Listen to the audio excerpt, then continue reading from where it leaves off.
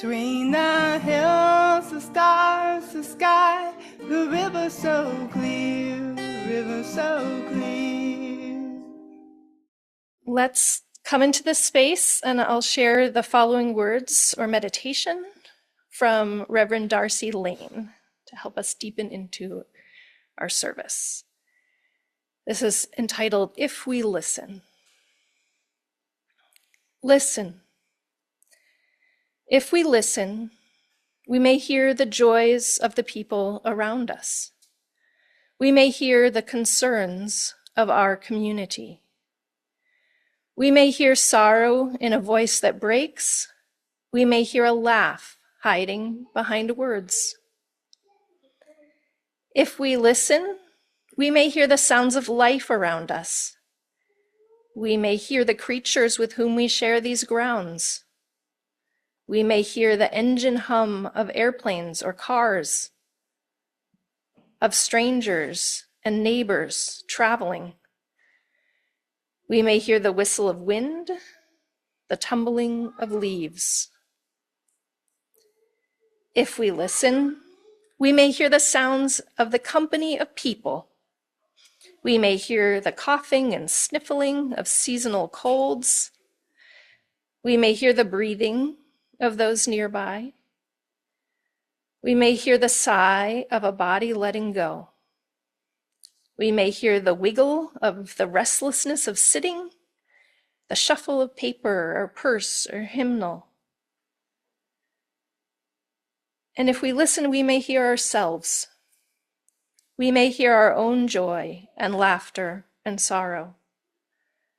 We may hear our own humming and tumbling.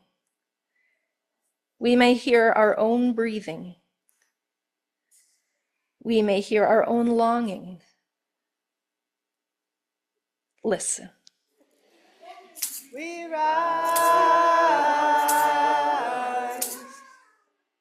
We rise. We rise.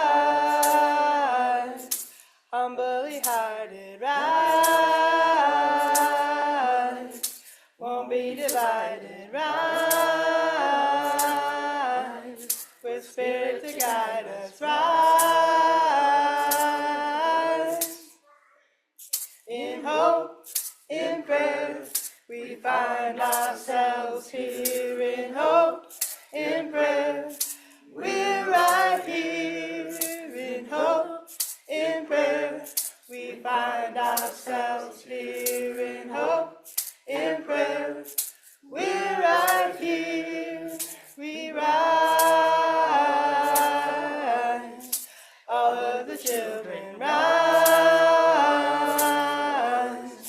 Elders with wisdom rise. Ancestors surround us rise. In hope, in prayer, we find ourselves here. In hope, in prayer, we're right here. In hope, in prayer, we find ourselves here. In hope, in prayer, we're right here. We rise. Up from the wreckage, rise. With tears and with courage, rise. Fighting for life, we rise. In hope, in prayer, we find ourselves here. In hope, in prayer, we're right here. In hope, in prayer, we find ourselves here. In hope, in prayer, we're right here.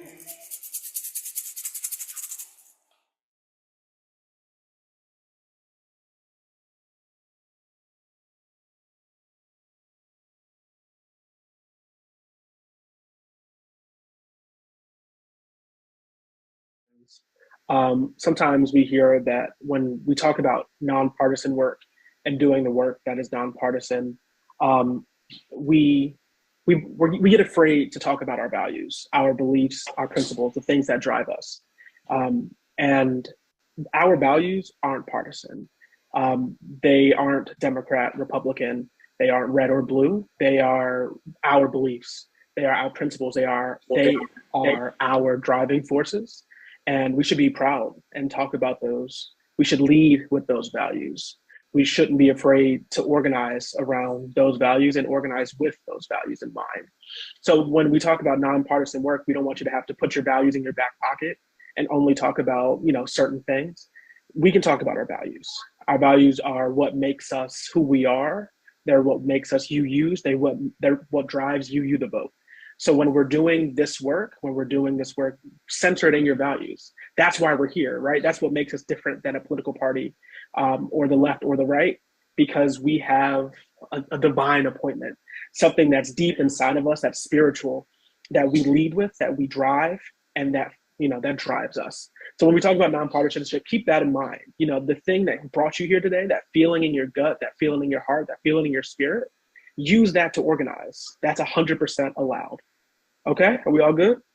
Prophetic versus partisan, and what are the rules governing political action by church groups? And it was actually it was very informative and very interesting. I thought, I was sort of surprised, but but that was sort of the key takeaway for me. But one of the things I was pointed out is that there are many UU or UU adjacent groups who are organized specifically for the purpose of taking action together. And I do know this, and UU the Vote, which I'm going to talk about in a little bit, is one of them, as is Side with Love. And so I just want to sort of share some about both of those groups and different opportunities for getting involved. So for more than a decade, Side with Love has brought together Unitarian Universalists and those who share our values as we work together to build a world in which all people are free and thriving. In 2024, Side with Love serves as the hub for the public justice work of the Unitarian Universalist Association. And it goes on to say, this is from Side with Love's, it was actually from the voter launch guide, but this is Side with Love speaking, and they are saying that we invite Unitarian Universalist individuals, congregations, and organizations to grow their skills, ground spiritually and politically, and work to achieve justice in solidarity with movements led by the most impacted people. Side with Love's campaigns are rooted in 4 intersectional priorities. And so these are, again, groups that have come together to take action together. UU the Vote is one of them. We'll talk more about that later. Also, Create Climate Justice is the name of a campaign. Love Resists is the name of a campaign, and Uplift Action, another campaign. And in all of those, Side with Love's work centers around building power for long-term organizing as part of mass movements for justice. Through our 4 campaigns, we engage in the cycles of learning, reflection, and action that help us get information for that work.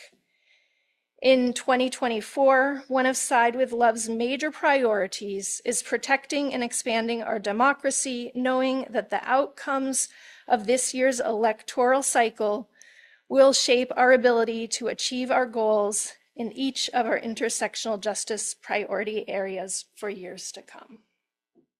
UU the Vote is an initiative to provide UUs opportunities to bring our democratic values to life in the struggle to build a genuine multiracial democracy.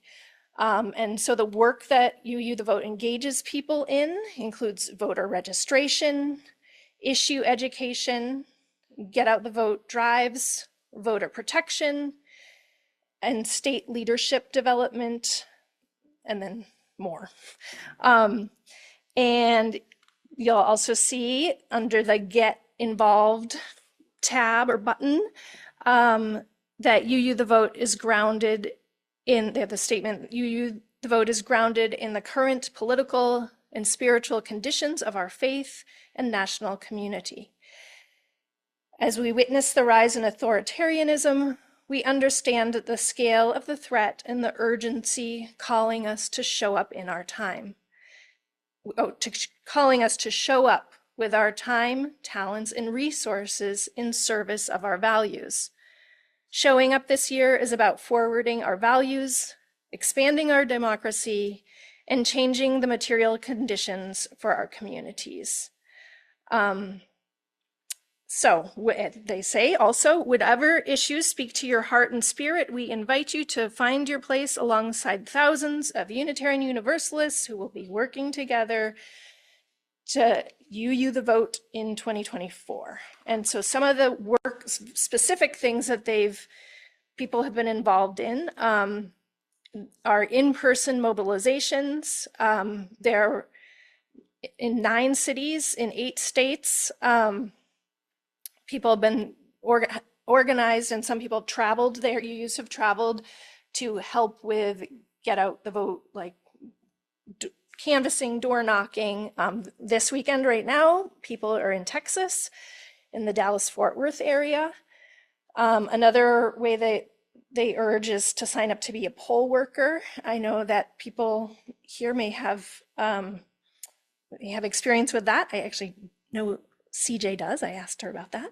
And so she can tell us more about what that experience is like locally. But, you know, there on the UU the Vote website, they have a place a link, and it takes you to this organization called Power the Polls, where you can sign up. And their plug for that is that our democracy depends on ordinary people who make sure every election runs smoothly and everyone's vote is counted. Another effort that they have is phone banking. And this is something that I did in advance of this. But there are phone banking opportunities organized through UU the Vote every Tuesday. They started at the end of August and going up until the election. And that's every Tuesday from 6 to 8 p.m. our time. And that's where UU the Vote has partnered with state action networks, which are, we don't have one here for us in North Dakota because there aren't a lot of UU communities, but we have done things with the Minnesota State Action Network, which is known as Moose Jaw, and which is the acronym for Minnesota Social Action, UU, I don't know, it just is. Those are some of the letters in there. Moose Jaw is how I remember it and how it's referred to. But anyway, so those phone banking opportunities, every Tuesday ones, and then there are some in Minnesota closer to home that are on Wednesdays. And then another thing that they have is the letter and postcard writing campaigns. This came up in one of our planning meetings for potential programming, and I was like, well, I know that there are things that have been organized around election season, and that UU the Vote is an organization, a UU organization on this very topic. So there are ways to plug in. And then I was like, okay, I need to learn about this. So if I just was promoting it. And one of the things, so some of the things that I learned, if you're interested, you can learn more about for the 2024 launch. They put out a video in March, and 700 people joined that like Zoom webinar format. And we're told that our commitment to justice calls us towards action in 2024. And part of that was, at that time, that is when they introduced this vote launch guide, which I looked at. And there are, it was kind of interesting to me to see that the programming that they're organizing around were sort of focused on on two groupings of states, basically swing states. You know, they're saying the tide is rising, and so are we. We're facing unprecedented threats to values that help our communities thrive. And so we're going all in on ballot measures where people have the opportunity to live our values at the polls. And the states that they were talking about for that are Arizona, Colorado, Florida, Georgia, and Idaho. And those are they're calling the win on the issues states, I guess, or areas. And in those places, there's been an investment in strategic staff support to build coordinated campaigns with partners and state action networks, door-to-door and phone canvassing and more. Arizona, Colorado, and Florida, this means joining the statewide fights to protect and expand access to abortion care. In Georgia, we're supporting the fight to stop Cop City and curb police militarization and violence. And in Idaho, we are supporting efforts to win ranked choice voting, expanding the electorate, and pushing back on white supremacists. Then there's another group of states that they call building for the long haul. And in those locations, which are Michigan, North Carolina, Pennsylvania, Texas, and Wisconsin, basically it's just continuing to support voter engagement, but a recognition that elections are opportunities to meaningfully engage voters to meet the moment and then build power with and for the communities long term. And another thing that I learned from going to the website is that there are what's called good trouble congregations, and they're sort of pushing congregations to get this designation in honor of Congressman John Lewis, who said, when you see something is not right, not fair, not just, you have to speak up, you have to do something, you have to say something. And in honor of that, there's like a metric of actions that congregations take and track to get that designation. So just, you know, not something that we could do this year, but I just wanted people to be aware that that is happening out there. In July, at the end of July, another Zoom call that over 600 people joined in, and it's been recorded. I watched that. It was called Building a New Way. And I found it pretty inspiring for various reasons. I won't like quote at length. I feel like I've already done that. But one of the things that just stuck with me was that our votes are moral demands for systemic change. And it was kind of neat. The woman who ran that call was someone that was named Nora Rassman. She's a UU The Vote staff person. And then she was, when I did a phone banking, like later in the week, she was on that as well, leading that. Another person who they had speaking on that call is named Ashley Woodard Henderson, who's someone that I sort of had heard in other circles. Ash works with the Highlander Center in Tennessee, if you know of that group.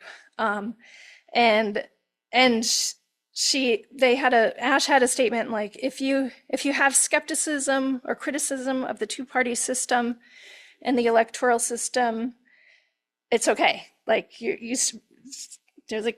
fine. You need to be here still. And she was saying, it's about building relational values, relational relations, building those connections. And she was saying, I still need you to build the alternative, like our lives depend on it. She was saying, I need mutual aid, I need base building, I need safety and community defense, and now's the time to do that. The video that we started with, which was the last thing I did, which was last night I watched, which was entitled, it was a skill up. It said, can we do this? Prophetic, not partisan, and then AK, also known as Non-Partisanship 101. And the main presenter on that was Reverend Ron Keithan from All Souls in Washington, D.C., which is a really big congregation in a very political place, right?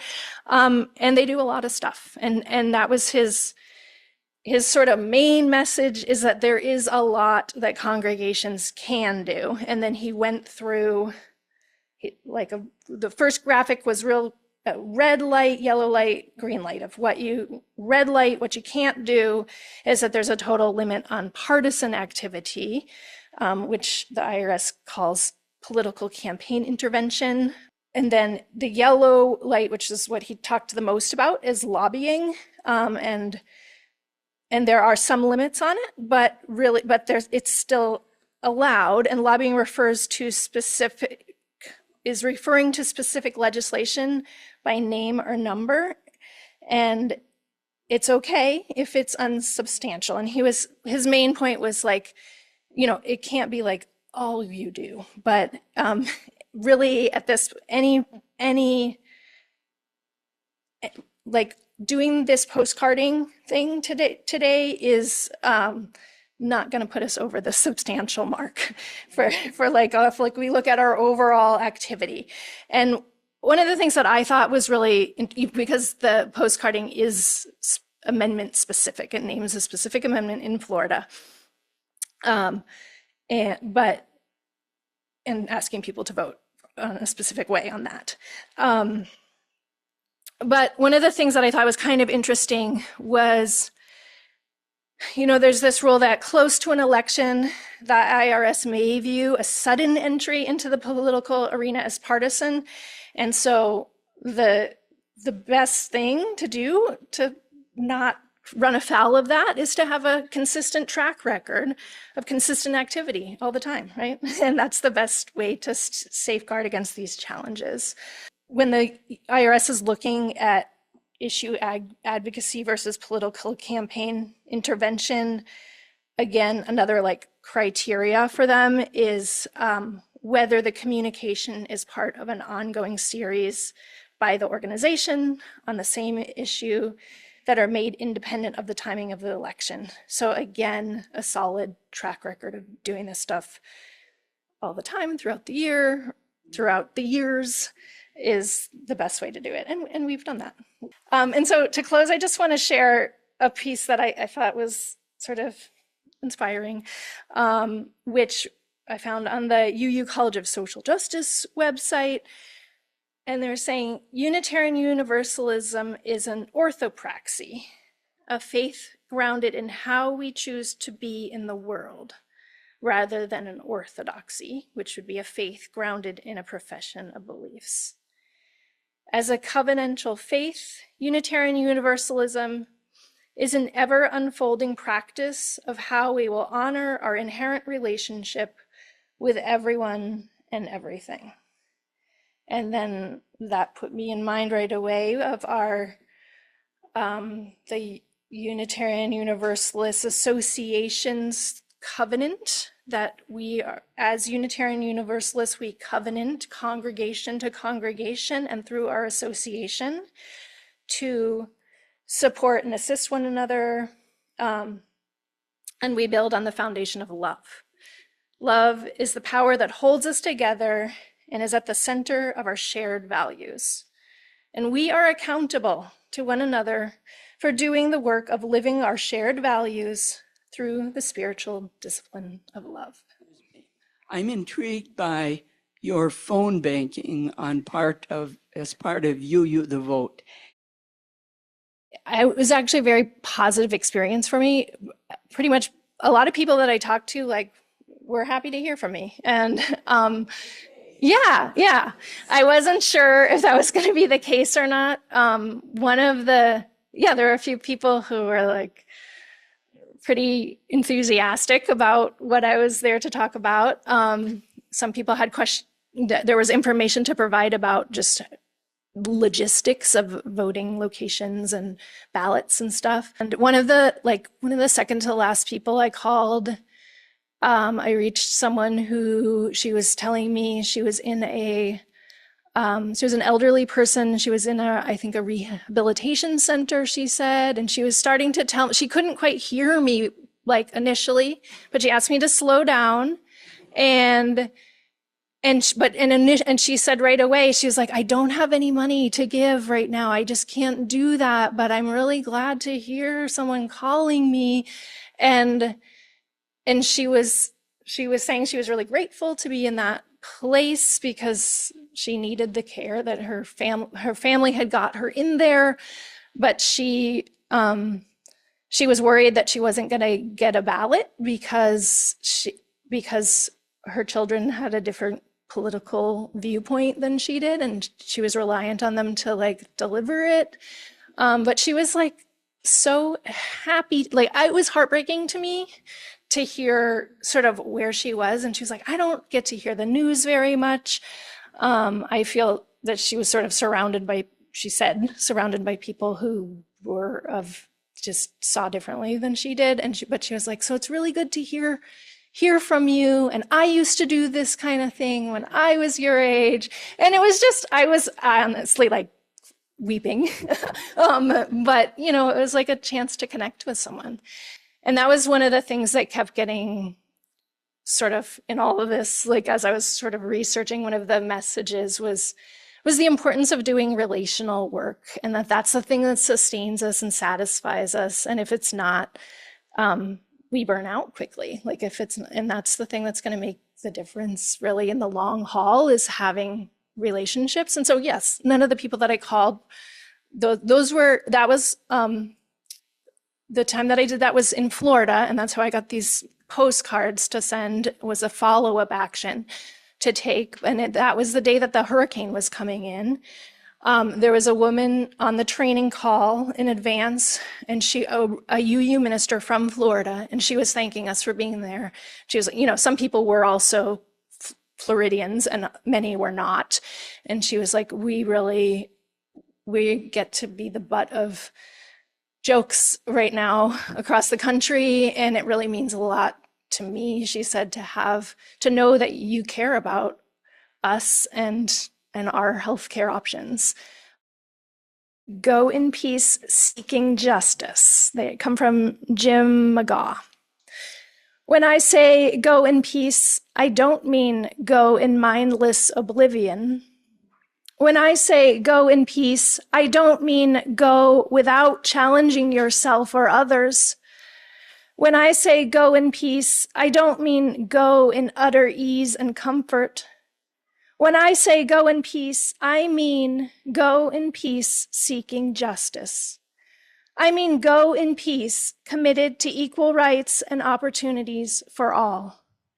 When I say go in peace, I mean go in the peace that is created when together we build communities of true solidarity, deep compassion, and fierce, unrelenting love.